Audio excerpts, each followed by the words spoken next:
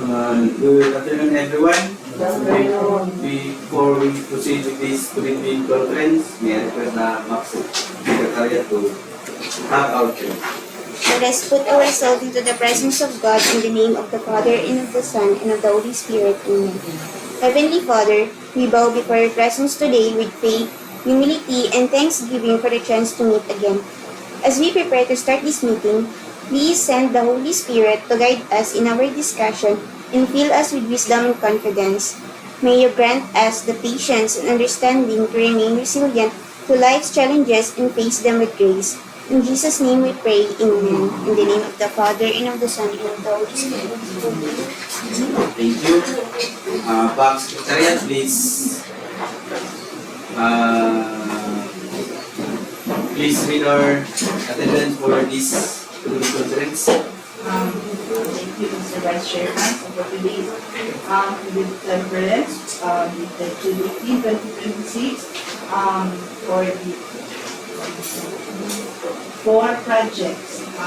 3 of these projects are readvertisement and 1 is from the 2026 before that, please allow me to call our attendance, Mr. Vice Chairman. So, acknowledging our back Vice Chairman, Engineer Jonathan Election, sir. We also have our back members. We have Engineer Raymond Harris, sir, and also Engineer Chibulica Harris, sir. Also, we have our back WG members. We have Engineer Review M. Nara, and also Sir Sidney. Also, we'd like to acknowledge the arrival of our one of our back members. We have Engineer Johan First. Also, we have our back secretariats. We have Engineer Henry Eric Manasigan, Engineer Elena N. Pasilan, ma'am, Engineer Carly Zamora, ma'am. And also, we would like to acknowledge our representative from Ed, one of our colleagues. We have Engineer Jaime Caballero, sir. Welcome to our district center. So also, we would like to acknowledge our viewers on our YouTube live stream. That's all, Mr. Vice Chairman. Thank you. Box Secretariat, do we have, please confirm if whether we have quorum? Yes, Mr. Chairman, we are in talk. Thank you. With the presence of our quorum, I hereby call to order the brief conference of the Beaches and Awards Committee of the Department of the Roads and Highways, Davao Occidental District Engineering Office. Before we proceed further, allow me to place on record that the Bids and Awards Committee of this office remains committed to the principles of transparency, accountability, competitiveness, and integrity in public procurement. All procurement activities shall be conducted in strict compliance with the Public Act Number 12009, otherwise known as the New Government Procurement Act, and its implementing rules and regulations, as well as other applicable government laws. All members of the BAC, the Technical Working Group, BAC Secretariat, and the concerned end users are reminded to ensure that all documents, clarifications, and responses issued during this conference are accurately recorded, as which shall form part of the official procurement record. Let this statement be reflected in the minutes of this meeting. For the record, the Bids and Awards Committee shall perform its function independently and strictly in accordance with the procurement law and its implementing rules. Any recommendation, request, or instruction from anyone shall be subject to applicable procurement rules and procedures, and the committee shall only act on matters that are consistent with the requirements of the law. Let this statement likewise be reflected in the minutes of this meeting. May I also remind all BAC members, the Technical Working Group, and the BAC Secretariat to disclose any potential conflict of interest in relation to the projects under consideration. Any member who may have a direct or indirect interest in any bidder or contractor involved in these projects are expected to inhibit from participation in accordance with the applicable procurement law, rules, and ethical standards. To formally begin our meeting,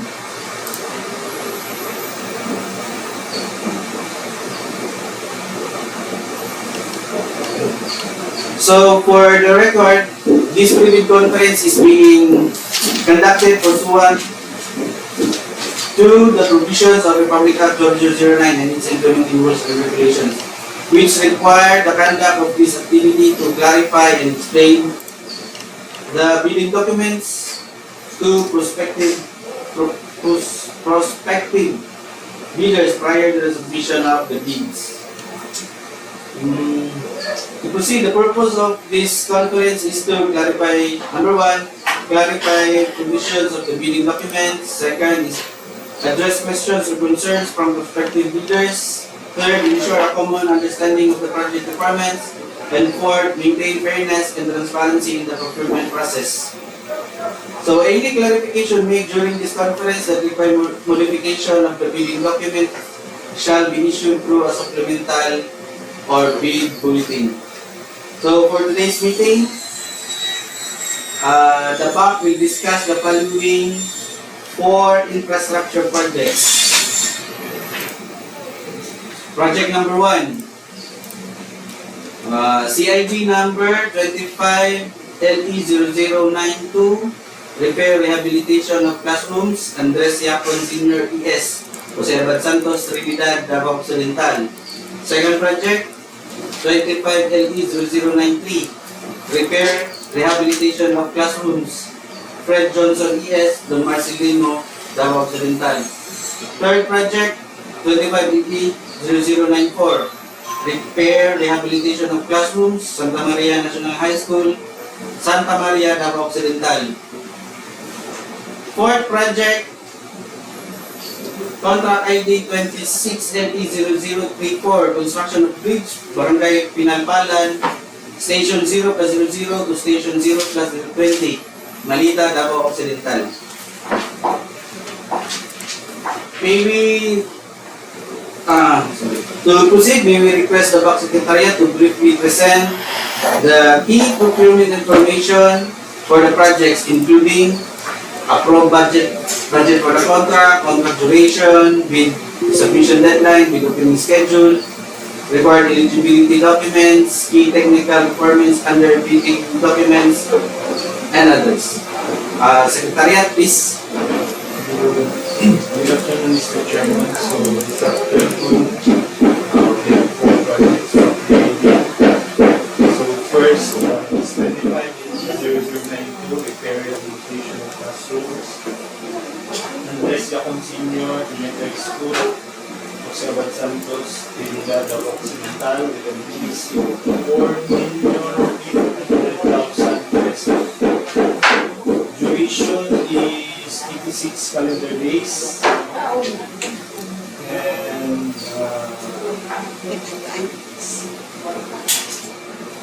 And next is 25LE0093, repair and rehabilitation of classrooms, Fred Johnson Elementary School in Marcelino, Davao Occidental.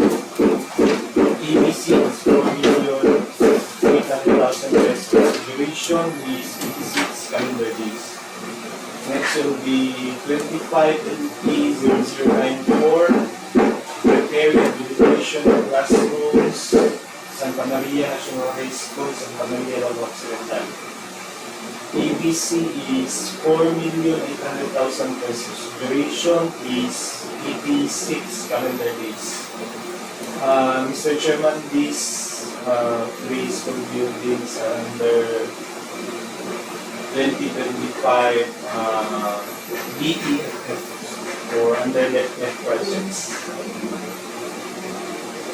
So the last one is 26LE0034, construction of bridge, Barangay Pinalpalan, Station 0 to Station 20, Malita, Davao Occidental. EBC is 9,702,000 pesos. Duration is 78 calendar days.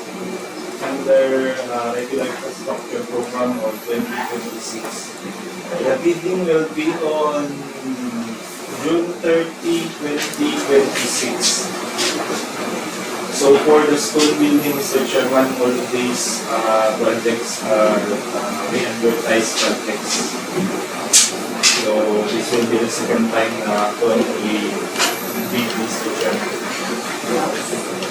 So this is the second time. So the first time it was bid out was on June 2,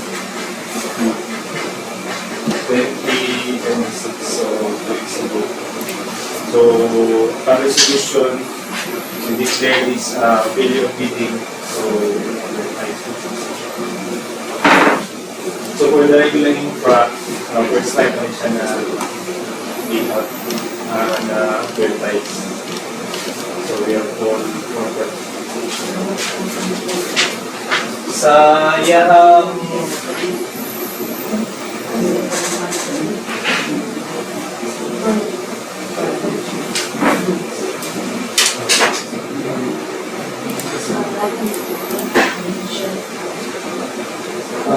for information of everybody, especially for the leaders, we shall remind of the bidding forms, especially the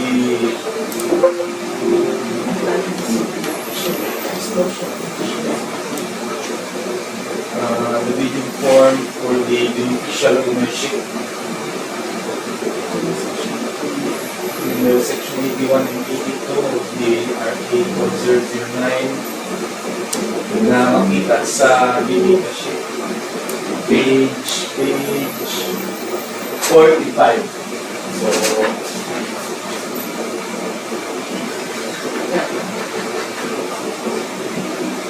Also, Mr. Vice Chairman, we would like to inform all interested bidders that the bidders shall be required to submit authorized affidavit of single largest completed contract, the SWC, and the ongoing projects to clear per back resolution number 16, 0726, by DPWH Cabo Occidental, Manila.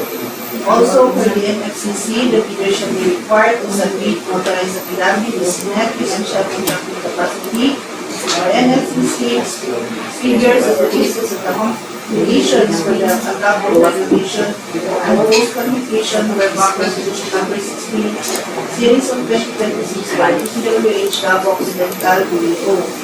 The bidder shall likewise be required to submit print-out of serial registry records per back resolution number 16, series of 2026 by DPWH Cabo Occidental. Mr. Chairman, also would like to emphasize that for the compliance of PO 11, the requirements for the material testing. Yes. Paano na siya, i-apps lang siya sa pwede ka magdugang sa dorm checklist o sa katong mga ulang na kung pwede ka na siya. Pwede ka magdugang sa dorm checklist. Pwede sa meeting na ba? Pwede na gusto ko na.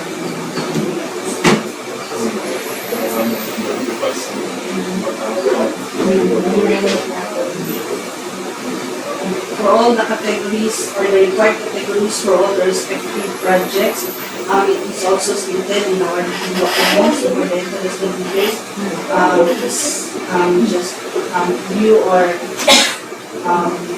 review our bidding documents. We can review from the box of the clients with regards to the information, complete information for the four projects. Thank you, Secretariat. Let the presentation be noted for the record. So to proceed at this point, the floor is now open for questions, clarifications, or requests for explanation from prospective bidders regarding the bidding documents and project requirements.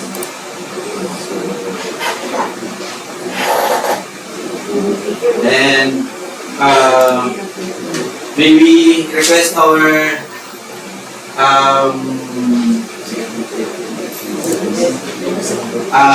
representative from the DepEd, Engineer Jaime Habonero, to a but sir, our at this point is we are now open for questions, clarification with regards to the three DepEd projects. So please have your concerns being raised in this meeting, sir.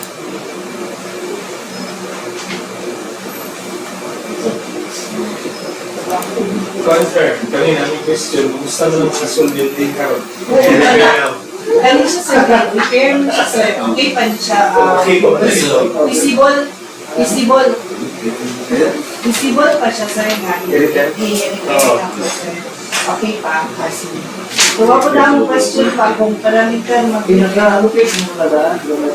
pero wala siya na-hold na mag sir. Yung construction na siya. Yes po. Sa mingo. Kung i-atun nyo yung katulog. Lahat kami, ang mga kabats amin, namunta na. Hindi siya gawin ay actually, kung doon na ito ang report pa. Naiwan ko doon tapos kada Hispana. Oo, ang butang bilang yun. Hindi sir, police sir, nana na yung bill.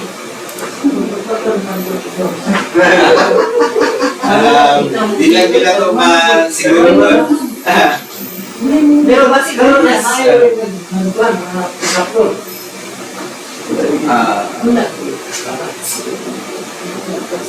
Second time na ba yan ni Sir? So, isa na yung paninala kung hindi ba second naman ito. Okay, another pa. Mahulog na siya ang negotiated procurement sir, pero one man siya, kana pwede man natin siya kapag pag-speeding ng gap. Depende na sa pag-one, pero kung sa inyo ang pan, as siyempre sa inyo, sa MCU, kung inyo ang ipa-negotiated, so, para madali. Mahumanan din sir, no? Last year pa siya. yes. Sa Dalawang Sinital. Under procurement. Pila ka-emot na lagi ni sir. Saan naman yung Ang bili mo, kung pinag-drop na sa imong anak, lapit na failure lang po. Ayo, inote lang dito sir na failure na and repeat. Pero sa tukuan, June 2. Sir, First, first first open of bids ay sir is June 2. failure. Yeah, failure siya because wala yung nag-intend. Another meeting, 13. Next, June June 20 ang next ano sir? Hopefully, without you. Nagkano na nagpangpan na?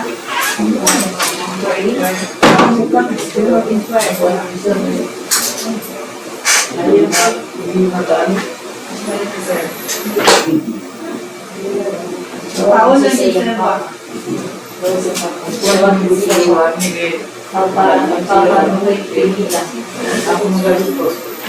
Sir. Naka-off. naka-off, it meal. Sige.